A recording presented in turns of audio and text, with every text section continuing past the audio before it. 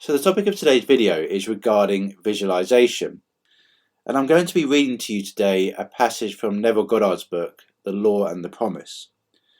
And the particular passage I'm going to read to you explains this key difference between thinking from the image and thinking of the image. And he urges us here to enter the image of the wish fulfilled. We don't think of the image of the wish fulfilled. He urges us to think from the image of the wish fulfilled. And this really ties in very closely with his teachings on feeling the wish fulfilled. We can only start to feel the wish fulfilled and go to the end when we actually think from the image itself, when we actually experience ourselves being in the image. So we want to place ourselves in that image and feel as if we are experiencing it in a very first person experience. We want to be there, experiencing it, seeing it happen before our very eyes. And this is what thinking from the image means. We are there first person. We are directly there having this experience of the wish fulfilled right here and right now. We are experiencing it in our imagination, and therefore we will then automatically start to feel it as being a present reality in our imagination also at the same time. Anyway, I'll just read this passage to you now because I think Neville here really does give a fantastic, concise explanation of this particular subject. Neville shows us here how we successfully visualize. Anyway, I'll just read it to you now, and this is from the first chapter of The Law and the Promise.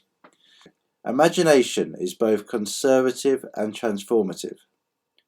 It is conservative when it builds its world from images supplied by memory and the evidence of the senses.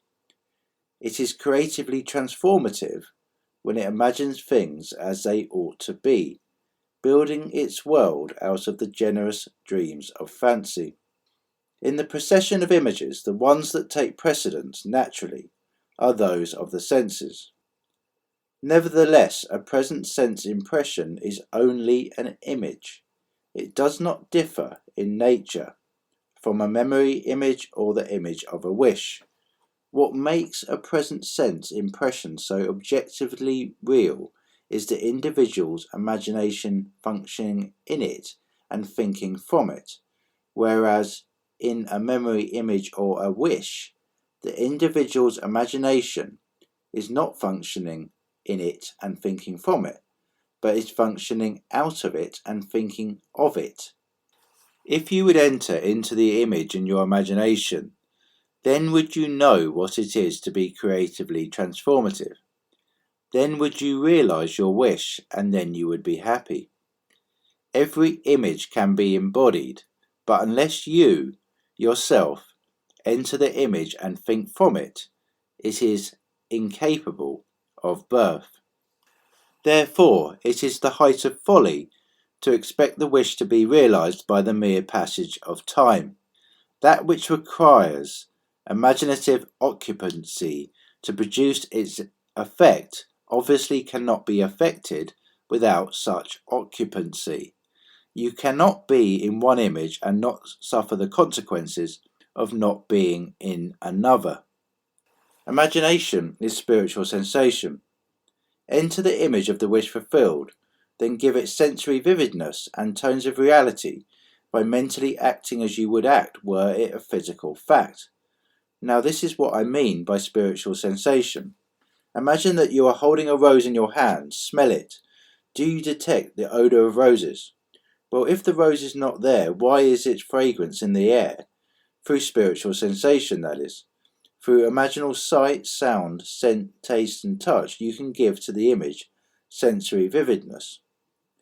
If you do this, all things will conspire to aid your harvesting, and upon reflection you will see how subtle were the threads that led to your goal. You could never have devised the means which your imaginal activity employed to fulfill itself. If you long to escape from your present sense fixation, to transform your present life into a dream of what might well be, you need but imagine that you are already what you want to be, and to feel the way you would expect to feel under such circumstances. Like the make-believe of a child who is remaking the world after its own heart, Create your world out of pure dreams of fancy. Mentally enter into your dream. Mentally do what you would actually do were it physically true.